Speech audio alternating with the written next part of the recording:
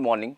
Welcome back to the course Sustainability through Green Manufacturing Systems and Applied Approach, wherein we are trying to study the green manufacturing systems and certain sustainability aspects. So, in this lecture I would like to cover renewable sources of energy. So, what are renewable sources? Renewable sources are the sources that do not deplete while using. So, this lecture would have a flow like this. First of all, we will see what is need of renewable sources. This I would like to discuss in detail. I would use a video by Professor Al Bartlett to explain that we are living in finite world. Then we will discuss various green technologies, solar, wind, fuel cell, geothermal and biomass. Then renewable energy status in India would be seen. First of all, we are living in a finite world. The ecosphere we have or the biosphere we have, that is being depleted. First of all, let us see the population growth. I started from 1400 to 2000, maybe 10 AD. So, it is growing like this.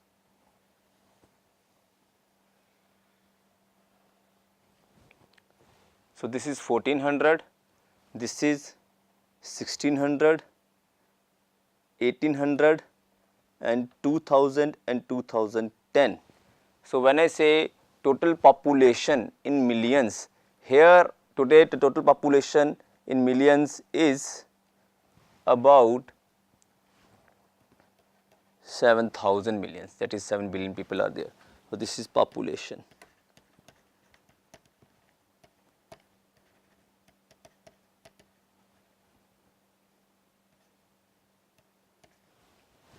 So, here in year 1400 it was about 200 millions only. So, we can see that in last 200 years the population growth is rising. So, after at about this point the population growth is going like this. So, what is this curve? If you see it carefully, this is exponential growth. So, what do you think? What is this rate of population growth? Is it 50% population growth or is it 40% population growth per year? No, this rate of population growth is about 7% here. So, how is it showing the exponential growth here? How is it going on? This nobody can explain better than Professor L. Bartlett. His full name is Professor Albert Allen Bartlett, who did a great research in this. He was actually a professor of physics in University of Colorado at Boulder, US.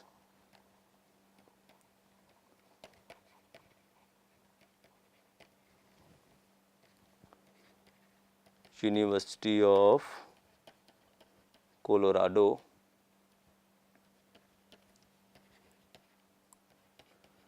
Boulder, US. So, actually Professor L. Bartlett passed away. He died in year 2013. So, Professor Bartlett did a great research on human population growth. He's one of the video named Arithmetic Population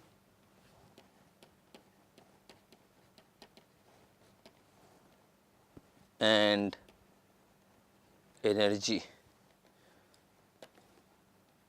is widely watched, is widely seen on YouTube, and this was a talk he gave on human overpopulation.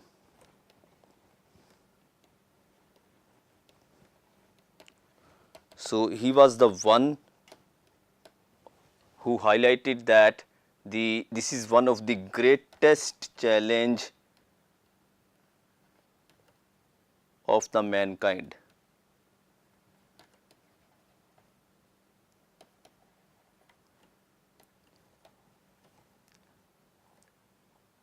And how the resources which are being depleted, the rate of this depletion is growing like this in exponential way.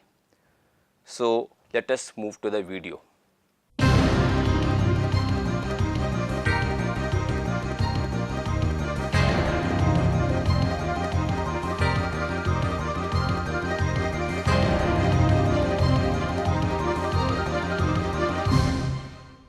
Well, it's a real pleasure to be here and to have a chance just to meet with you and talk about some of the problems that we're facing. Now, some of these problems are local, some are national, some are global, but they're all tied together. They're tied together with arithmetic, and the arithmetic isn't very difficult. And what I hope to do is I hope to be able to convince you that the greatest shortcoming of the human race is our inability to understand the exponential function. So you say, well, what's the exponential function? This is a mathematical function that you would write down if you're going to describe the size of anything that was growing steadily. If you had something growing 5% per year, you'd write the exponential function to show how large that growing quantity was year after year. And so we're talking about a situation where the time that's required for the growing quantity to increase by a fixed fraction is a constant. 5% per year, the 5% is a fixed fraction, the per year is a fixed length of time. Now that's what we want to talk about, it's ordinary, steady growth.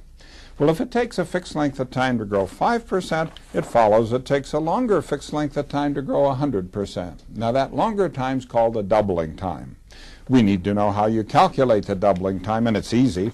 You just take the number 70, divide it by the percent growth per unit time, and that gives you the doubling time. So our example of 5% per year, you divide the 5 into 70, you find that growing quantity will double in size every 14 years. Well, you might ask, where did the 70 come from? The answer is it's approximately 100 multiplied by the natural logarithm of 2. If you wanted the time to triple, you'd use the natural logarithm of 3. So it's all very logical. But you don't have to remember where it came from if you'll just remember 70. Now, I wish we could get every person to make this mental calculation every time we see a percent growth rate of anything in a news story. For example, if you saw a story that said things have been growing 7% per year for several recent years, you wouldn't bat an eyelash. But when you see a headline that says crime has doubled in a decade, you say, my heavens, what's happening? Well, what is happening? 7% growth per year. Divide the 7 into 70, the doubling time is 10 years. But notice, if you're going to write a headline, you never write crime growing 7% per year, because most people wouldn't know what it really means. Now, do you know what 7% really means? Let's take another example from Colorado. The cost of an all-day lift ticket to ski at Vail has been growing about 7% per year ever since Vail first opened in 1963, and at that time you paid $5 for an all-day lift ticket. Now, what's the doubling time for 7% growth? 10 years. So what was the cost 10 years later in 1973? 10 years later in 1983? 10 years later in 1993? And what do we have to look forward to? Now, this is what 7% means. Most people don't have a clue. Well, let's look at a generic graph of something that's growing steadily.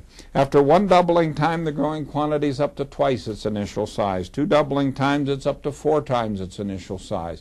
Then it goes to 8, 16, 32, 64, 128, 256, 512. In just 10 doubling times, it's 1,000 times larger than when it started. And you can see, if you tried to make a graph of that on ordinary graph paper, the graph will go right through the ceiling. Now let me give you an example to show the enormous numbers you get with just a modest number of doublings. Legend has it that the game of chess was invented by a mathematician who worked for a king. The king was very pleased. He said, "I want to reward you." And the mathematician said, "My needs are modest. Please take my new chessboard and on the first square place 1 grain of wheat. On the next square double the 1 to make 2. On the next square double the 2 to make 4. Just keep doubling till you've doubled for every square. That will be an adequate payment." Well, we can guess the king thought, "This foolish man. I was ready to give him a real reward. All he asked for is just a few grains of wheat." Well, let's see what's involved in this. We note there are 8 grains on the 4th square. Now I can get this number 8 by multiplying 3 2's together. It's 2 times 2 times 2. It's 1 2 less than the number of the square. Now that follows in each case. So on the last square, I'd find the number of grains by multiplying 63 2's together. Now let's look at the way the totals build up. When we have 1 grain on the first square, the total on the board is 1. We add 2 grains, that makes a total 3. We put on 4 grains, now the total is 7. 7 is a grain less than 8. It's a grain less than 3 2's multiplied together. 15 is a grain less than 4 2's multiplied together. Well, that continues in each case. So when we're done, the total number of grains will be 1 grain less than the number I get multiplying 64 2's together. And my question is, how much wheat is that? You know, would that be a nice pile here in the studio? Would it fill the building? Would it cover the county to a depth of 2 meters? How much wheat are we talking about? The answer is it's roughly 400 times the 1990 worldwide harvest of wheat. Now that could be more wheat than humans have harvested in the entire history of the earth. And you say, how'd you get such a big number? Well, it was simple. We just started with 1 grain, but we let the number grow steadily till it had doubled a mere 63 times. There's something else that's very important. The growth in any doubling time is greater than the total of all of the preceding growth. For example, when we put 8 grains on the 4th square, the 8 is larger than the total of 7 that were already there. When we put 32 grains on the 6th square, the 32 is larger than the total of 31 that were already there. Every time the growing quantity doubles, it takes more than all that you'd used in all of the preceding growth. Now, let's translate that into the energy crisis. Here's an ad from the year 1975, and it asks the question, could America run out of electricity? America depends on electricity. Our need for electricity actually doubles every 10 or 12 years. That's an accurate reflection of a very long history of steady growth of the electric industry in this country, growth at a rate of around 7% per year, which goes with doubling every 10 years.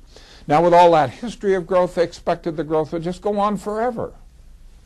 Fortunately, it stopped. Not because anyone understood the arithmetic, it stopped for other reasons. But let's ask, what if? Suppose the growth had continued. Then we would see here the thing that we just saw on the chessboard. In the 10 years following the appearance of this ad, in that decade, the amount of electrical energy that we would have consumed in this country would have been greater than the total of all of the electrical energy we had ever consumed in the entire preceding history of the steady growth of that industry in this country. Now, did you realize that anything as completely acceptable as 7% growth per year could give such an incredible consequence that in just 10 years you'd use more than the total of all that had been used in all of preceding history? Well, that's exactly what President Carter was referring to in his famous speech on energy. One of his statements was this. He said, and in each of those decades, more oil was consumed than in all of mankind's previous history. Now, by itself, that's a stunning statement. Now you can understand it. The President was telling us a simple consequence of the arithmetic of 7% growth each year in world oil consumption, and that was the historic figure up until the 1970s. Now there's another beautiful consequence of this arithmetic. If you take 70 years as a period of time, and note that that's roughly one human lifetime, then any percent growth continued steadily for 70 years gives you an overall increase by a factor that's very easy to calculate. For example, 4% per year, you find the factor by multiplying 4 2's together. It's a factor of 16. Now, a few years ago, one of the newspapers here in Boulder quizzed the 9 members of the Boulder City Council and asked them, what rate of growth of Boulder's population do you think it would be good to have in the coming years? Now, the 9 members of the Boulder City Council gave answers ranging from a low of 1% per year. Now, that happens to match the present rate of growth of the population of the United States. We are not at zero population growth. Right now, the number of Americans is increasing by more than 3 million people every year. No member of the City Council said Boulder should grow less rapidly than the United States is growing. Now, the highest answer any council member gave was 5% per year. Well, you know, I felt compelled. I had to write them a letter and say, did you know that 5% growth for just 70, I can remember when 70 years used to seem like an awful long time. It doesn't seem so long now. Well, that means Boulder's population would increase by a factor of 32. That is where today we have 1 overloaded sewer treatment plant. In 70 years, we need 32 overloaded sewer treatment plants. Now, did you realize that anything as completely all-American as 5% growth per year could give such an incredible consequence in such a modest period of time? Our city council people had zero understanding of this very simple arithmetic. So it was beautiful. He explained it in a very good way, a brilliant way, that even the 7% of growth, which looked like just, okay, 7%, it's small figure. So how it is affecting exponentially. Now the question is, when do the mankind realize this? So what is the status now, or in other words, where are we in terms of resources available versus the needs of mankind, taking into account the population growth.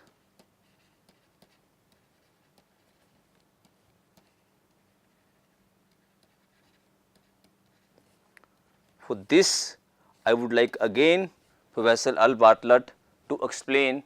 So let us move to the second part of the video. In the he would divide this time into 10 years. In the 10 years, what is the population growth going on and where do we stand now? So let us move to the second part of the video.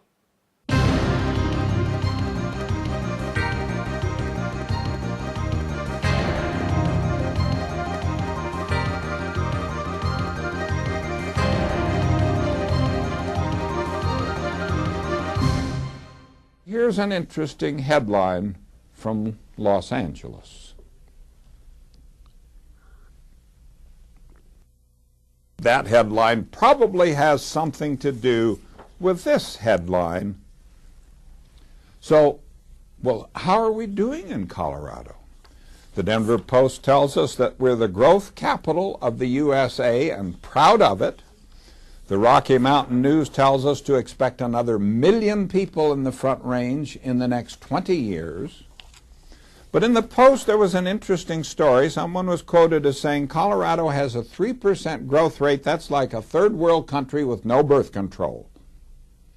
We send foreign aid, family planning assistance to countries that have smaller population growth rates than Colorado has. Well, as you can imagine, growth control is very controversial, and I treasure the letter from which these quotations are taken. Now, this letter was written to me by a leading citizen of this community. He's a leading proponent of controlled growth. Now, controlled growth just means growth. This man writes, I take no exception to your arguments regarding exponential growth. I don't believe the exponential argument is valid at the local level. So you see, arithmetic doesn't hold in Boulder. Now I have to admit, that man has a degree from the University of Colorado. It's not a degree in mathematics, in science, or in engineering. Let's look now at what happens when we have this kind of steady growth in a finite environment. Bacteria grow by doubling, and one bacterium divides to become 2, the 2 divide to become 4, the 4 become 8, 16, and so on. Suppose we had bacteria that doubled in number this way every minute. Suppose we put one of these bacteria in an empty bottle at 11 in the morning and then observe that the bottle's full at 12 noon. Now there's our case of just ordinary, steady growth. It has a doubling time of 1 minute. It's in the finite environment of one bottle. I want to ask you 3 questions. Number 1, at what time was the bottle half full? Well, would you believe 11:59, 1 minute before 12, because they double in number every minute. And the second question, if you were an average bacterium in that bottle, at what time would you first realize that you were running out of space? Now think about this. This kind of steady growth is the centerpiece of the national economy and of the entire global economy. Think about it. Well, let's just look at the last minutes in the bottle. At 12 noon, it's full. 1 minute before, it's half full. 2 minutes before, it's a quarter full, then an eighth and a 16th. Let me ask you, at 5 minutes before 12, when the bottle's only 3% full and is 97% open space just yearning for development, how many of you would realize there was a problem? Now, in the ongoing controversy over growth in Boulder, someone wrote to the newspaper some years ago and said, look, there isn't any problem with population growth in Boulder because, the writer said, we have 15 times as much open space as we've already used. So let me ask you, what time was it in Boulder when the open space was 15 times the amount of space we'd already used? And the answer is it was 4 minutes before 12 in Boulder Valley. Well, suppose that at 2 minutes before 12, some of the bacteria realize that they're running out of space, so they launch a great search for new bottles. And they search offshore, on the outer continental shelf, in the overthrust belt, and in the Arctic, and they find 3 new bottles. Now, that is a colossal discovery. That discovery is 3 times the amount of resource they ever knew about before. They now have 4 bottles. Before the discovery, there was only 1. Now, surely, this will give them a sustainable society, won't it? Well, you know what the third question is. How long can the growth continue as a result of this magnificent discovery? Well, let's look at the score. At 12 noon, 1 bottle's filled. There are 3 to go. 12:01, 2 bottles are filled. There are 2 to go. And at 12:02, all 4 are filled, and that's the end of the line. Now, you don't need any more arithmetic than this to evaluate the absolutely contradictory statements we've all heard and read from experts who tell us in one breath we can go on increasing our rates of consumption of fossil fuels. In the next breath they say, but don't worry, we'll always be able to make the discoveries of new resources that we need to meet the requirements of that growth. Well, some years ago in Washington, our energy secretary observed that in the energy crisis, we have a classic case of exponential growth against a finite source. So let's look at some of these finite sources. From the work of the late Dr. M. King Hubbard, we have here his semi-logarithmic plot of world oil production. The line's been approximately straight for over 100 years, clear up here to the year 1970. Average growth rate, very close to 7% per year. So it's logical to ask, well, how much longer could that 7% continue? Well, that's answered by the numbers in this table. In the top line, the numbers tell us that in the year 1973, World oil production was 20 billion barrels. The total production in all of history, including that 20, was 300 billion. The remaining reserves, 1,700 billion. Now, those are data. The rest of this table is just calculated out. Assume that the historic 7% growth continued steadily each year following 1973, exactly as it had been for the preceding 100 years. Now, in fact, the growth stopped. Not because of the arithmetic, it stopped because OPEC raised their oil prices. So we're asking, what if? Suppose the growth had continued. Let's go back to the year 1981. By 1981, on the 7% curve, the total usage in all of history would add up to 500 billion barrels, the remaining reserves 1,500 billion. The reserves at that point are 3 times the total of all that have been used in all of history. That's an enormous reserve. But what time is it when the remaining reserve is 3 times the total of all you've used in all of history? And the answer is 2 minutes before 12. Well, we know for 7% growth, the doubling time is 10 years. We go from 1981 to 1991. By 1991, on the 7% curve, the total usage in all of history would add up to 1,000 billion barrels. There'd be 1,000 billion left. At that point, the remaining oil would be equal in quantity to the total of all that we had used in something like 130 years of the oil industry on this earth. By most measures, you'd say that is an enormous remaining reserve. But what time is it when the remaining reserve is equal to all that you've used in all of history? And the answer is it's 1 minute before 12. So we go one more decade to the turn of the century. That's like right now. That's when 7% would finish using up the oil reserves of the earth. Now let's look at this in a very nice graphical way. Suppose the area of this tiny rectangle represents all the oil we used on this earth before 1940. Then in the decade of the 40s, we used this much. That's equal to the total of all that have been used in all of history. In the decade of the 50s, we used this much. That's equal to the total of all that have been used in all of history. In the decade of the 60s, we used this much. And again, that's equal to the total of all the preceding usage. Now, here we see graphically what President Carter told us. Now, if that 7% had continued through the 70s, 80s, and 90s, there's what we need. But that's all the oil there is. Now, there's a widely held belief that if you throw enough money at holes in the ground, oil is sure to come up. Well, there will be discoveries in new oil. There may be major discoveries, but look, we have to discover this much new oil if we would have that 7% growth continue 10 more years. Well, ask yourself, what do you think is the chance that oil discovered after the close of our class today will be in an amount equal to the total of all that we've known about in all of history? And then realize if all that new oil could be found, that would be sufficient to let the historic 7% growth continue 10 more years. So I think this very well explains why do we need renewable sources of energy.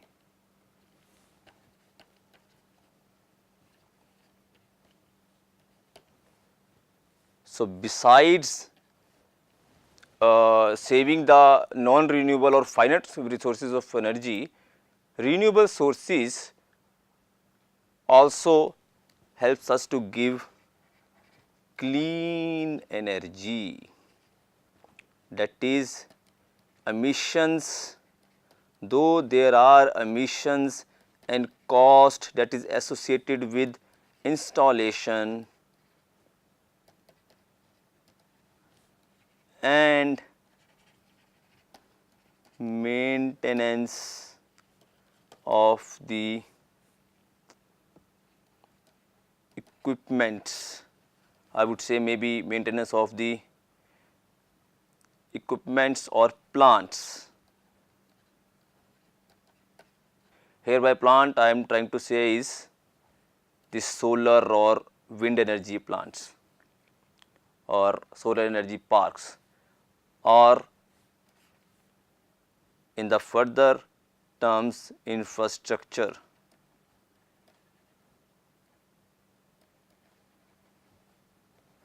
However, other emissions which are due to the use of non-renewable resources are less.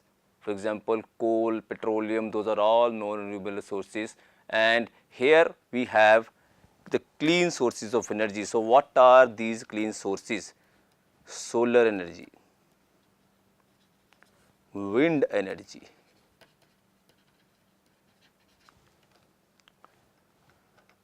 then I have geothermal energy,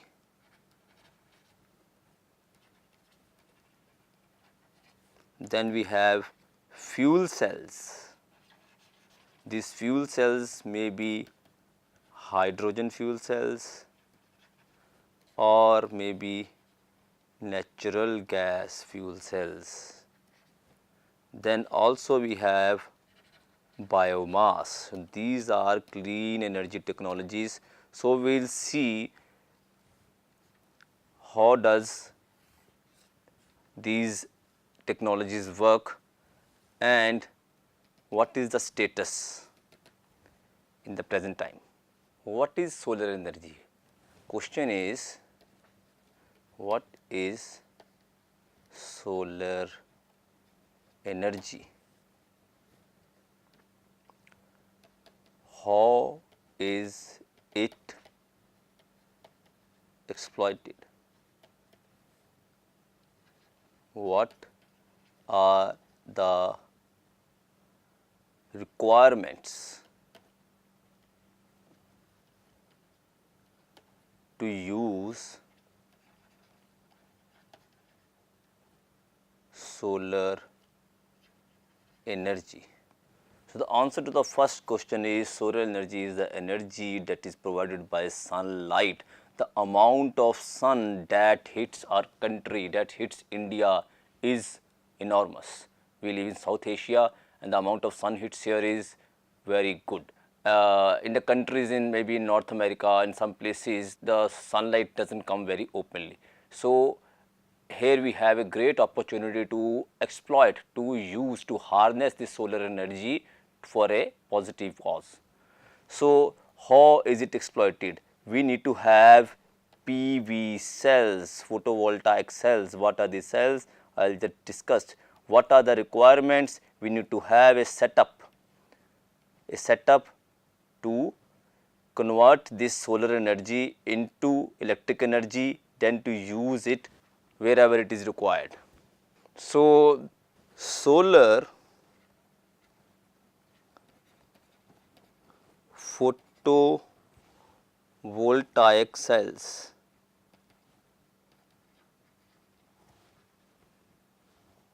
or the short name it is known as PV. PV cells, better I would call it PV systems.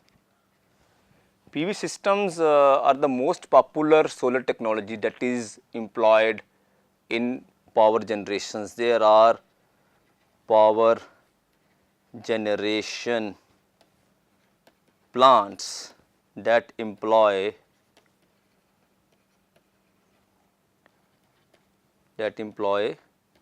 PV systems.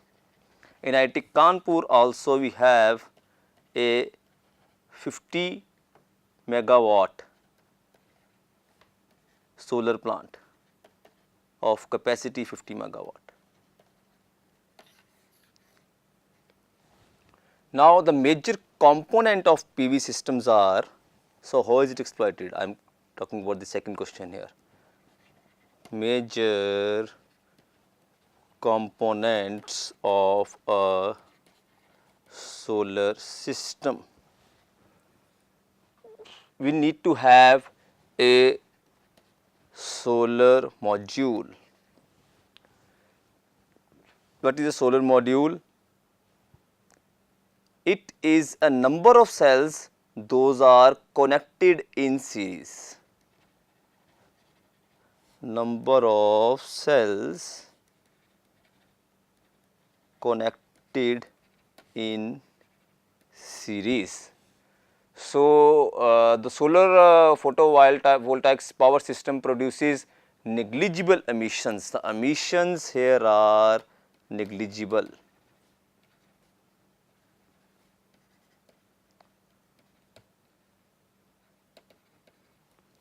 So, in comparison to the other fossil fuels, for example, the other fossil fuels are coal, fossil fuels like coal, natural gas, oil, etc. They contain number of chemical elements.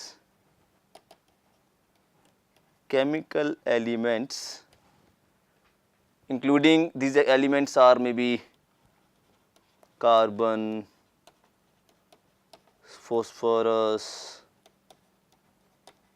sulfur. So, burning fossil fuels in electricity production leads to generation of emissions.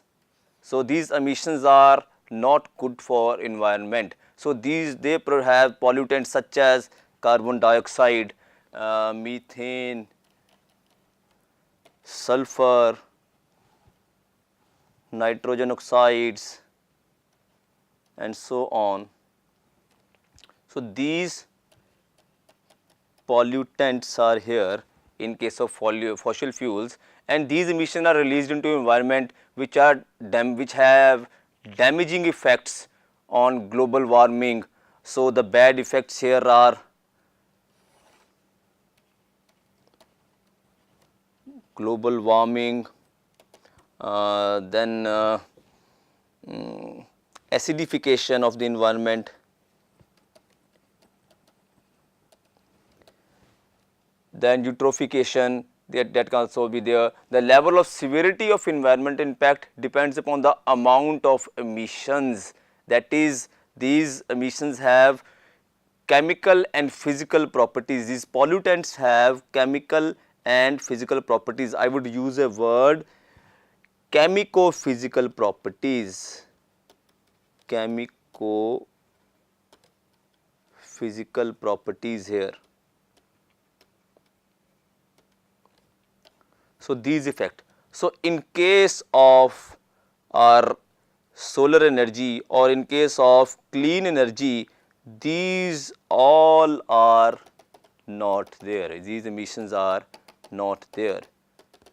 So, the emissions are negligible in case of solar cells, in case of solar energy. So, this is one of these solar energy setup. So, in this case what is happening, we have PV modules over here, the sunlight is falling on these PV modules and the energy is being generated and stored in the inverters here. So, these inverters are charged and keep the energy. So, there is a battery to store energy here. So, this energy can be used in various ways. So, maybe feed-in meter, consumption meter is there, that is telling what is the energy. So, this energy is going to our power grid also here. So, this is power the consumer is using, and even commercially also this can be used. So, this is taken from a reference here. So, in domestic use, the solar energy can be used to fulfill the needs, but in case of industrial use, the solar energy cannot, the infrastructure is not this much available that it can fulfill the whole needs of the industry in the present time. So, there is a study by Elwood in this regard. It was conducted in 2005. He says that there are 5 options for sustainability. 5 options for sustainability.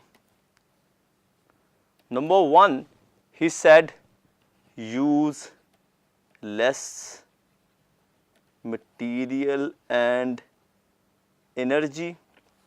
Number 2, he says substitute substitute the input materials, substitute the input, I would say. That is, he says go from toxic to non-toxic, go from non-renewable to renewable, that is some part.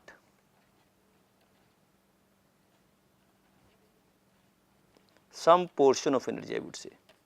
Also, the other thing he suggested, we had been discussing, those were reduced unwanted outputs.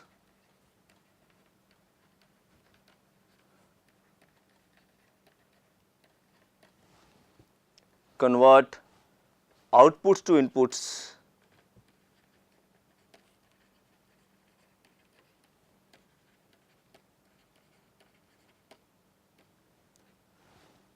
And change structures of ownership and production, that is change the structure of supply chain, product service system.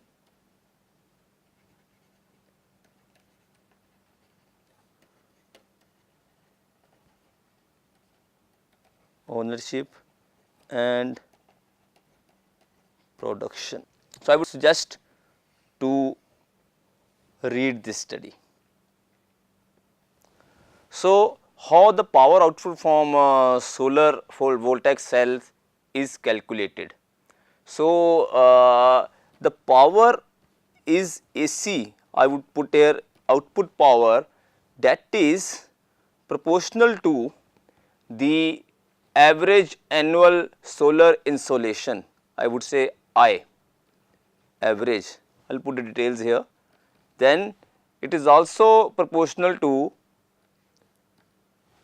the area of one PV module, area of PV module here, and module efficiency,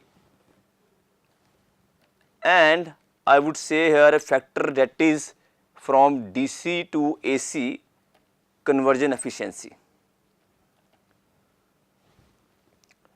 So, this is, it is total AC output, that is power consumed, is proportional to this one. So, this is for one PV module. So, if I put here my number of PV modules here, so I could put n is equal to sign here. So, in this case, this is my actual power output.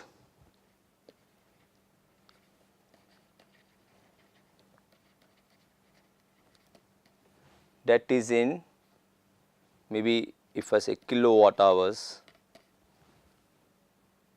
then this is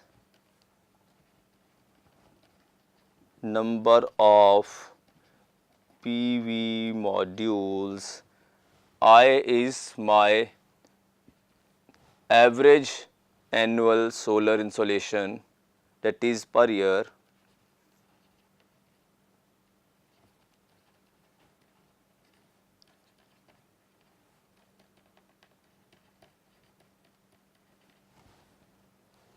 this can be in kilowatt hour per meter cube per year. Then A is my surface area.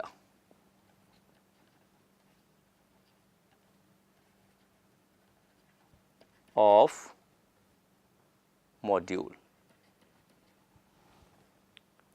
So, this surface area would be in meter square. EM is my module efficiency.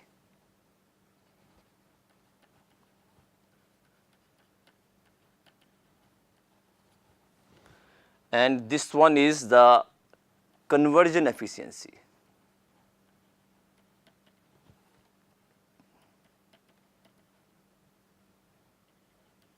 That is conversion efficiency from DC to AC. So, this relation was given by Zai and others, Zai et al. In 2011. So, they developed this relation and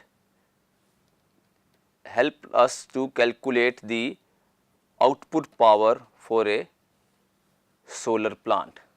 So, with this I would come to my next energy, that is wind energy. So, this is one kind of wind energy park in Rajasthan, India.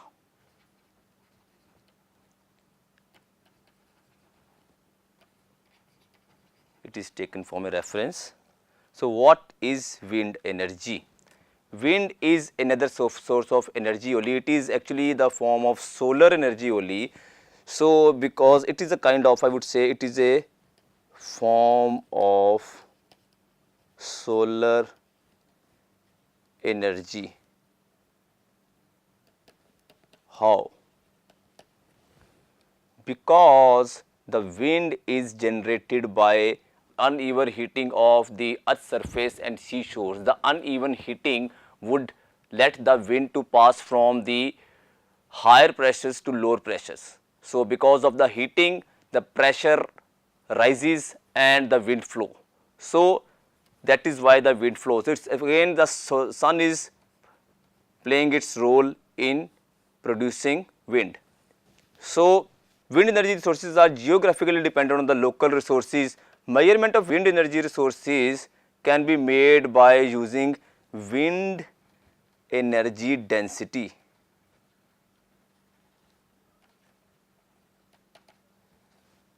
So, the terms here wind energy or wind power, what does these represent? These describe the processes by which the wind energy or the flow of the wind can be used to generate mechanical power or electricity.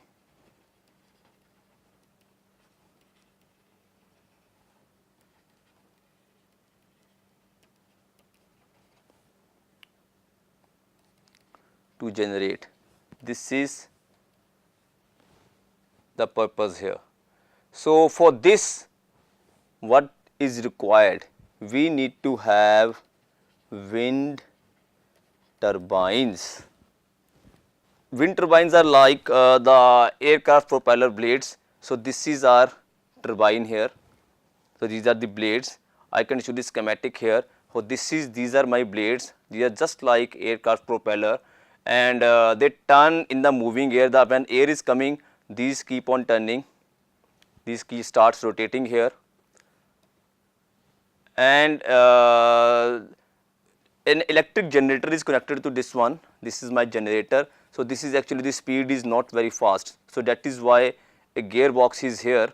So, the gear ratio here is such that the speed of the motor is much larger than the rotation speed of the turbines, and these turbines, these fins are of large size, and these turbines rotate our generator and electricity is produced and controller is there, and this electricity can be further stored into a cell. So, we have a brake here as well in case we need to stop. The yaw motor is there to maybe if we need to convert it into mechanical energy. Then we have tower, blades. So, it has given very clear, this is a low speed shaft and this is gearbox. So, this becomes our high speed shaft, this portion, this becomes our high speed shaft. So, anemometer and wind and vane are there to control this rotation of our turbine, that is along this axis, So, they could even tell the direction of the wind.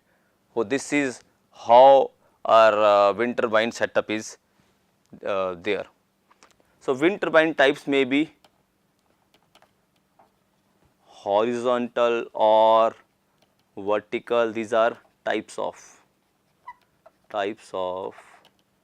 wind turbines.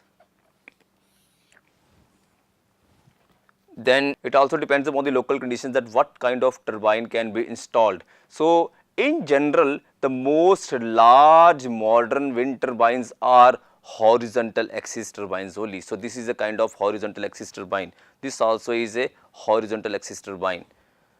These are all horizontal axis turbines here. So wind energy is again the free resource of energy.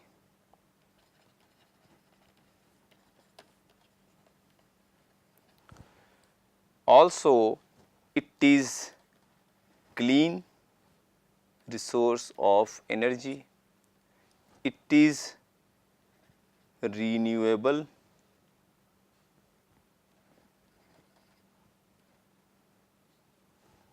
so these are the benefits. So clean non-polluting electricity can be obtained using wind energy, but there are certain issues as I discussed.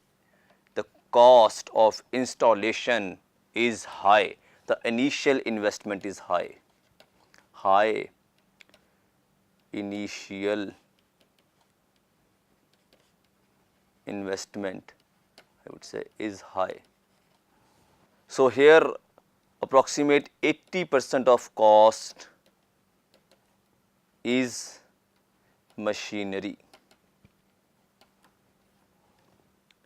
So I will discuss the cost benefit analysis after discussing these clean technologies. So environmental concerns are there.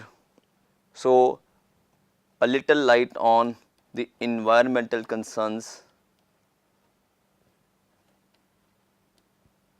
So though it is a clean energy and the wind power plants have very little impact on environment compared to the fossil fuel, that fossil fuel power plants, there are some concerns over the noise that is produced.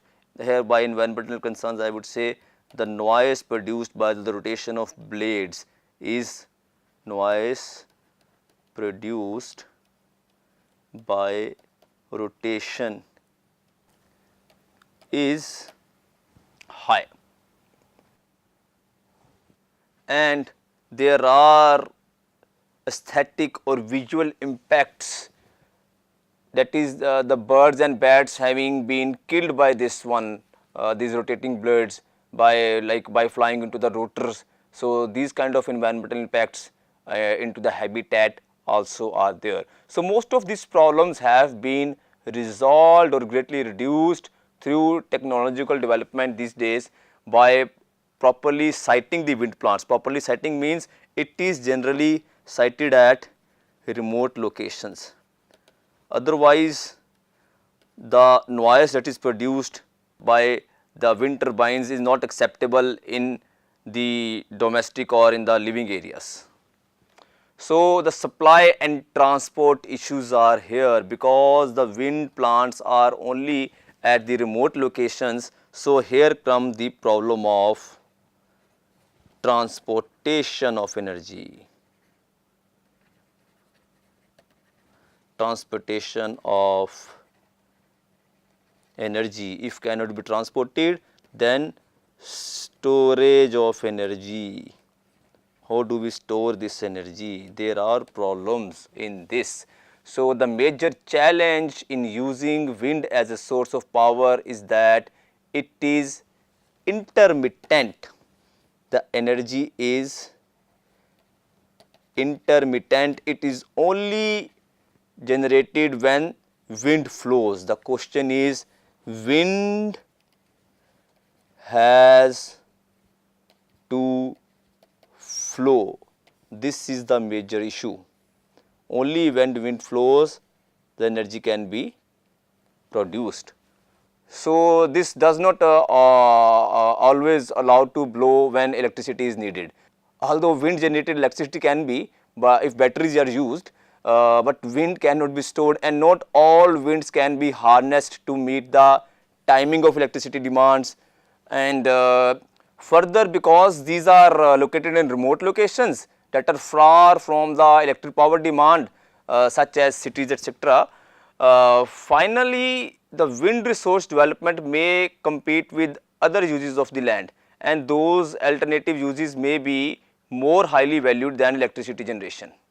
So, the wind turbines can also be located on the land that is used for grazing or even farming. So, at those places can be used. So, let us put some light on the wind speed at a specific location.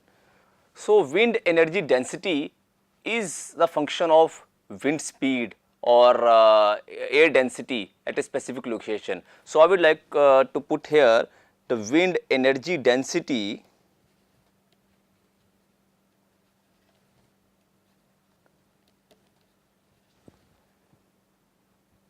is proportional to wind speed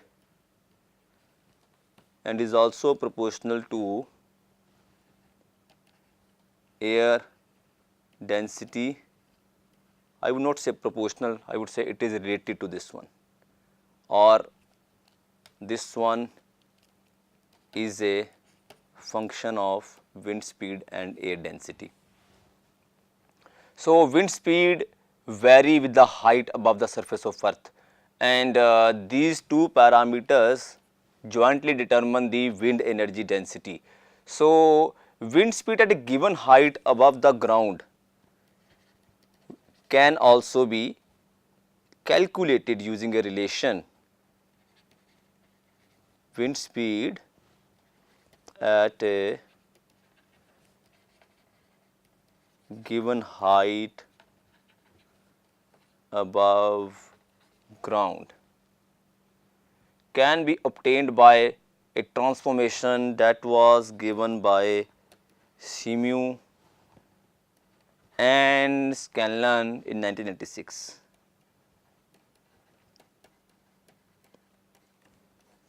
So, they say that this wind speed is equal to wind speed that is known at a specific location and that is at specific location Z naught, and there is a Hellman exponent over here, that is K. Here Vz is our wind speed that we need to determine. This is wind speed at height, that is height we need to determine here is Z. This height we need to determine, that is given height, or to know what a given height, this we need to determine. So, wind speed at height Z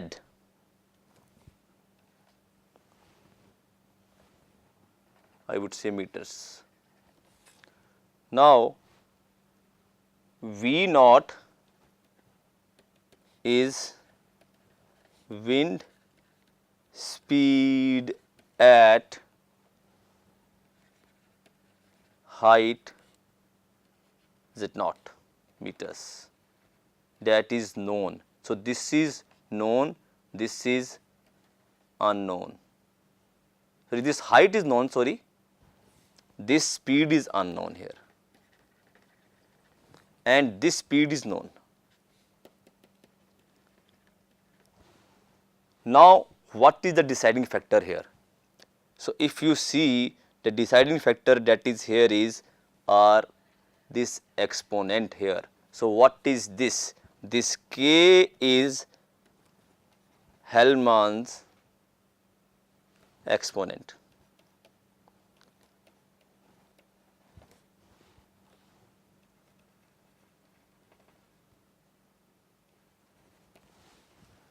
And its value, this is a key parameter here, I would put here. This is a key parameter here that determines this wind speed.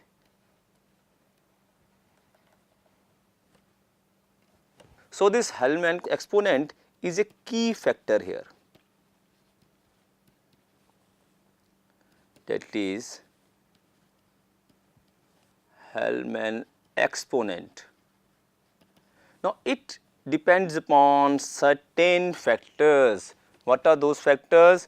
The location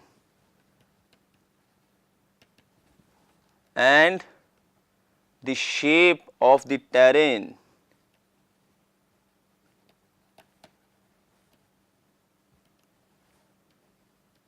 above the ground. Also the stability of air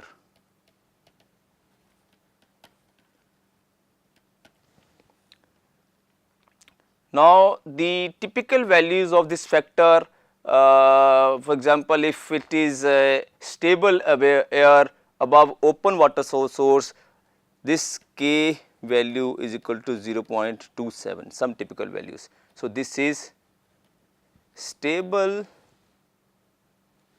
air above open water surface.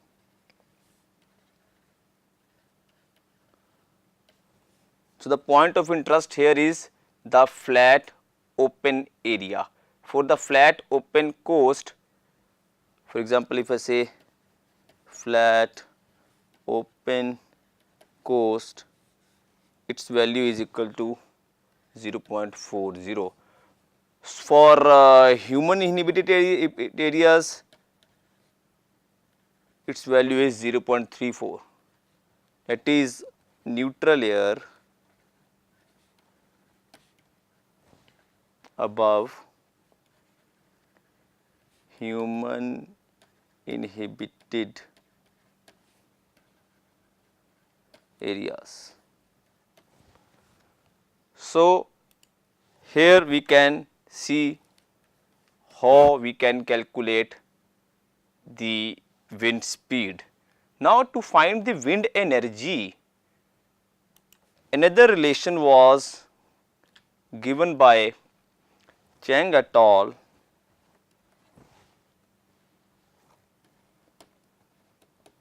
In 2003, who said that wind power density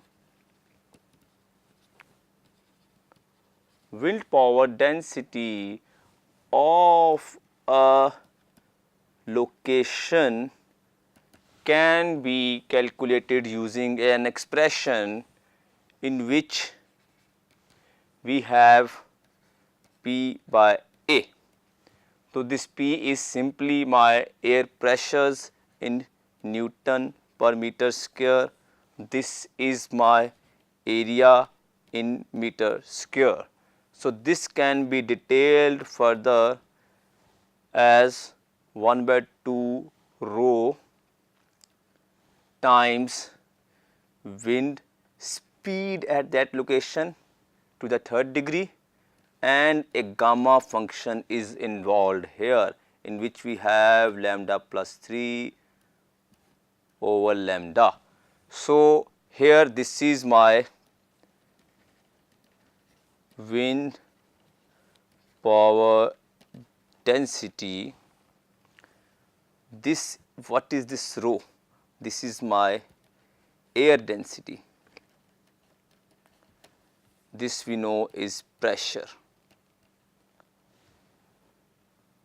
that is air pressure, and this is the area. Now, this is again wind speed, and this gamma function has a lambda, that is a Weibull factor. It is a Weibull function which is dimensionless. So, this is the key factor here which determines our wind energy. So, we will not go into details because this goes out of the ambit of this course to discuss the gamma function and this lambda.